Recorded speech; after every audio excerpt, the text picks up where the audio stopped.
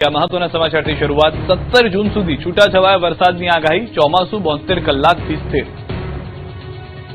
ગુજરાતમાં આતુરતાપૂર્વક વરસાદની રાહ જોવાઈ રહી છે. તે પહેલા પ્રી મોન્સૂન એક્ટિવિટીના ભાગરૂપે ગુજરાતમાં વરસાદની સંભાવના છે. હવામાન વિભાગે 16 જૂન સુધી વરસાદની આગાહી કરી છે.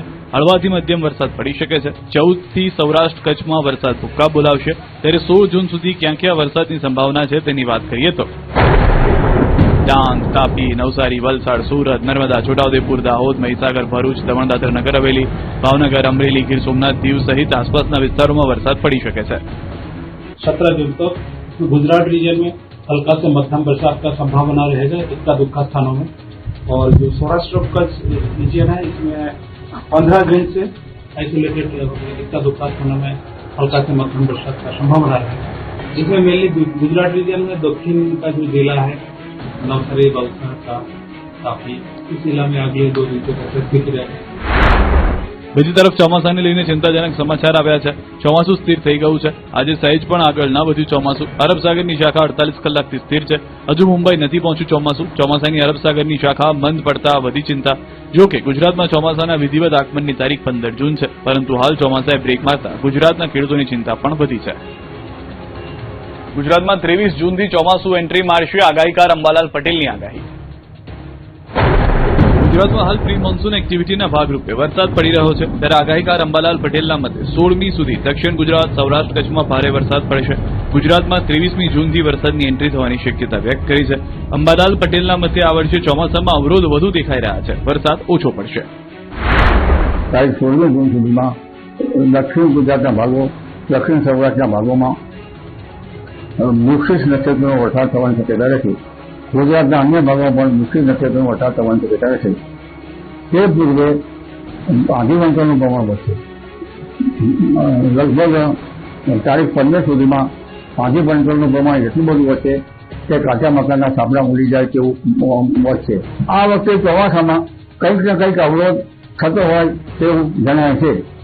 સામાન્ય રીતે પશ્ચિમ વિક્ષોભ એક પછી એક ચોમાસામાં આટલા બધા નીચલા લેવલના આવવા જોઈએ નહીં. જે પશ્ચિમ વિક્ષોભ ચોમાસાને નબળું પાડી રહ્યા હોય તેવું પ્રતીત થાય છે. આ ઉપરાંત ચોમાસું હજુ સુધી મુંબઈમાં પહોંચવાના વાવડ નથી. ચોમાસાની રફતાર મુંબઈના ભાગોમાં 18 તારીખ પછી પકડે તેવી શક્યતા છે. પરંતુ ગુજરાતમાં ચોમાસું 23 જૂનથી 26 જૂન વચ્ચે આવવાની શક્યતા રહે.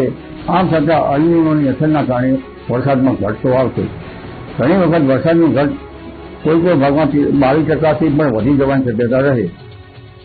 સામાન્ય રીતે ચોમાસું કોઈ ભાગમાં 88%, કોઈ ભાગમાં 86%, તો કોઈ ભાગમાં 90% રહેવાની શક્યતા રહે. તો અથર્યા શેટ્ટીએ ફરી ખેડૂતોને સલાહ આપી છે. 23 જૂન સુધી વાવેતરનું જોખમ ન લેવા સલાહ આપી છે. ગુજરાતમાં ચોમાસું થોડું મોડું પહોંચશે.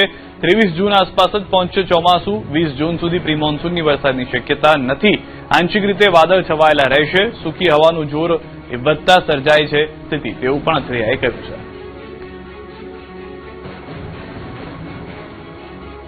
સુરત નાસિરનગર ભૂતિયા ડિમોલિશન કેસમાં 14 દિવસે પોપટ બોલ્યો. ડિમોલિશન મનપાએ કર્યું હોવાની કબૂલાત. છેલ્લા 14 દિવસથી સુરતના નાસિરનગરમાં ભૂતિયા ડિમોલિશન કરી 100 મકાન કોને તોડી પાડ્યા તેને લઈને સવાલો ઉઠી રહ્યા હતા. કોર્પોરેશનથી લઈને ગાંધીનગર સુધી ચોરે ને ચોકે માત્ર ને માત્ર ભૂતિયા ડિમોલિશનનું વિલન કોણ તેની ચર્ચા ચાલી રહી હતી.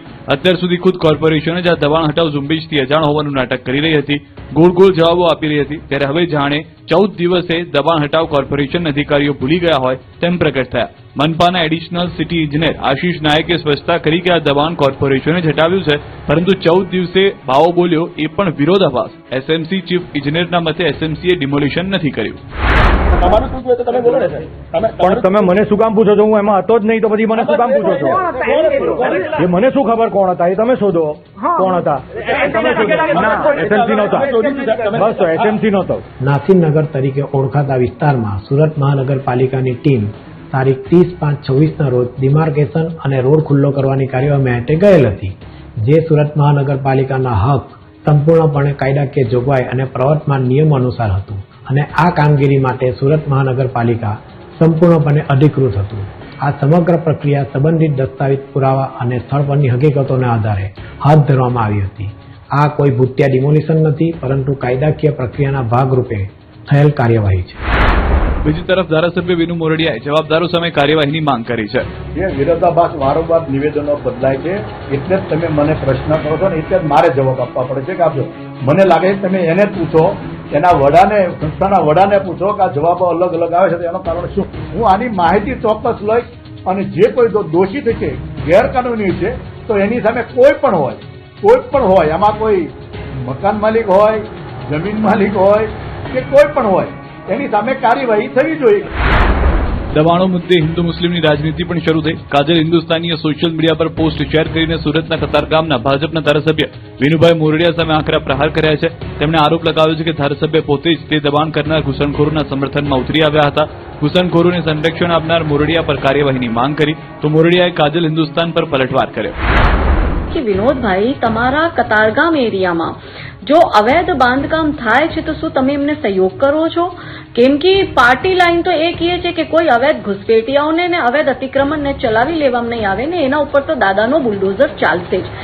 સામો તમારે આ કાર્યવાહીને સપોર્ટ કરવો જોઈએ, એની જગ્યાએ આપ અધિકારીઓને મેન્ટલ પ્રેશર આપો છો અને અધિકારીઓના વિરુદ્ધમાં પોલીસ કાર્યવાહી કરે અને સરકાર કાર્યવાહી કરે એવી આપ એમને લોકો ઉપર પ્રેશર ક્રિએટ કરો છો કે તમને 100% તમારા મતદાર હિન્દુ છે, કતારગામ હિન્દુ એરિયા છે, તો પછી તમારી નાકની નીચે ત્યાં અવૈધ મજાર બી બનેલી છે, આવા જિહાદીઓને સંરક્ષણ આપવામાં આવે છે, અવૈધ ગતિવિધિને કેમ સંરક્ષણ આપવામાં આવે છે, એટલો જ મારો ખાલી પ્રશ્ન છે. એનો જે પ્રશ્ન જેહાદીઓને તમે આ બધા જેહાદીઓ છે તો જેહાદીઓ નહીં રહેવા પડે. જેહાદી હોય તો એને અહીંથી મોકલી દેવા પડે બાંગ્લાદેશ. જે જેહાદી હોય, જે બાંગ્લાદેશ ઘૂસપેટિયા હોય, એમને કીધું ઘૂસપેટિયાને તમે આવું કરો છો. ઘૂસપેટિયા હોય એને રહેવા જ ન દેવા જોઈએ. અને એ તો હું એની રજૂઆત તો હું જ કરું છું. અને અમારી આગળની સંકલનની કમિશનરની મિટિંગમાં અમે પૂછેલી માહિતીઓ છે. અમદાવાદના ચાંદલોડિયામાં દબાણ હટાવતા બેઘર થયેલા લોકોએ સતત ત્રીજા દિવસે પણ વિરોધ કર્યો. અમદાવાદના ચાંદલોડિયામાં 3 દિવસથી બુલડોઝર ધંધણાટી કરતું જોવા મળી રહ્યું છે અને લોકોની ઊંઘ હરામ થઈ રહી છે. પોતાના આશયના તૂટી જતા લોકોની આંખમાંથી આંસુ સુકાઈ નથી રહ્યા. લોકો ઘર સામે ઘરની માંગ સાથે વિરોધ કરી રહ્યા છે. ચાંદલોડિયાના મહાદેવનગરમાં 12 મીટરના ટીપી રસ્તાનો અમલ કરવા માટે નડતરરૂપ 100 થી વધુ મકાન પર બુલડોઝર ફેરવી દેવાયું. ચુસ્ત પોલીસ બંદોબસ્ત વચ્ચે રોડ પર નડતરરૂપ દબાણોને દૂર કરવામાં આવી રહ્યા છે. મનપાએ નોટિસ આપ્યા બાદ દબાણ ઝુંબેશ શરૂ કરાઈ રહી છે. સ્થાનિકોમાં વિરોધ ફાટી નીકળ્યો છે. લોકો રોડ પર આવી વિરોધ પ્રદર્શન કરી રહ્યા છે. જેમના મકાન કપાયા છે તે સ્થાનિકોની મકાન સામે મકાન અથવા વળતરની માંગ છે. સવારથી જ સ્થાનિક લોકો, મહિલાઓ અને નાના બાળકો સાથે કાળઝાળ ગરમીમાં ધરણા પર ઉતરી આવ્યા. છેલ્લા 40 વર્ષથી અહીં વસવાટ કરતા લોકોએ જ્યાં સુધી ઘરની સામે ઘર ન મળે ત્યાં સુધી હટવાનો સ્પષ્ટ ઇનકાર કર્યો. આ સાથે જ સ્થાનિકોએ કોર્પોરેશન વિરુદ્ધ હાઈકોર્ટમાં જવા સુધીની ચીમકી ઉચ્ચારી છે. પ્રાપ્ત વિગતો અનુસાર ચાંદોડિયા વિસ્તારમાં રેલવે લાઇનને સમાંતર આવેલા મહાદેવનગર વિભાગ 1 અને 2 પાસેથી 12 મીટરનો નવો રોડ ખોલવાનું આયોજન કોર્પોરેશન દ્વારા કરવામાં આવ્યું છે. ગુજરાતમાં રાજ્યસભાની 4 બેઠકો પર ભાજપના ઉમેદવારો બિનહરીફ. 18મીએ ચૂંટણી નહીં યોજાય. ધારણા મુજબ જ ગુજરાતના ભાજપના રાજ્યસભાના 4 ઉમેદવારો બિનહરીફ વિજેતા થયા છે. એટલે હવે 18મીએ ગુજરાતમાં રાજ્યસભાની ચૂંટણી યોજાશે નહીં. રાજ્યસભાની 18મીના રોજ યોજાનાર ચૂંટણીને લઈને આજે ફોર્મ પરત ખેંચવાનો અંતિમ દિવસ હતો. ગુજરાતમાંથી ભાજપના માનસી પરમાર, મુકેશ રાઠવા, રાજુ શુક્લા, જીતેન્દ્ર કંજાડિયાની સામે કોંગ્રેસે એક પણ ઉમેદવાર નહીં ઉતારતા ફોર્મ પરત ખેંચવાની મુદત પૂર્ણ થયા બાદ 4 ઉમેદવારોને સત્તાવાર રીતે બિનહરીફ જાહેર કરવામાં આવ્યા છે. એટલે કે હવે ગુજરાતમાં રાજ્યસભા માટે ચૂંટણીની જરૂર નહીં રહે. ગુજરાતના ઇતિહાસમાં પ્રથમવાર એવું બની રહ્યું છે કે રાજ્યસભામાં કોંગ્રેસનો એક પણ સભ્ય નહીં હોય. ગુજરાતની રાજ્યસભાની તમામ 11 બેઠકો પર ભાજપના સાંસદ હશે. ઉમેદવારો બિનહરીફ ચૂંટાતા પક્ષમાં ઉત્સાહનો માહોલ જોવા મળ્યો છે. ગુજરાત વિધાનસભામાં ભાજપનું પ્રભુત્વ હોવાને કારણે વિપક્ષ માટે જીતની કોઈ વાસ્તવિક સંભાવના નહોતી. હાલમાં 182 સભ્યોની વિધાનસભામાં ભાજપ પાસે 161 ધારાસભ્યોનું મજબૂત સંખ્યાબળ છે, જ્યારે કોંગ્રેસ પાસે માત્ર 12 અને આમ આદમી પાર્ટી પાસે 5 ધારાસભ્યો છે. આ સંજોગોમાં કોંગ્રેસ અને આપે રાજ્યસભામાં ચૂંટણીમાં ઉમેદવાર ન ઉતારવાનો નિર્ણય લીધો હતો, જેના કારણે ભાજપના 4 ઉમેદવારોનો વિજય નિશ્ચિત બન્યો હતો. ઉનાના રામેશ્વર ગામના પાટિયા પાસે પથ્થર ભરેલા ટ્રેક્ટર ચાલકે સ્ટીયરિંગ પરનો કાબુ ગુમાવ્યો. બેકાબુ ટ્રેક્ટર પાણી દુકાનમાં ઘૂસી ગયું હતું. પાણી દુકાનમાં ઘૂસ્યા બાદ ટ્રેક્ટર ઘૂસ્યું. ત્યાં નજીકમાં બાઇક પર બાળક બેઠું હતું. બાળક બાઇક પરથી ફંગોળાઈ જતા મોટી દુર્ઘટના ટળી હતી. સમગ્ર ઘટનામાં ત્યાં ઉભેલા લોકોમાં અફરાતફરી મચી ગઈ. સમગ્ર ઘટનાના દ્રશ્યો સીસીટીવીમાં કેદ થયા છે.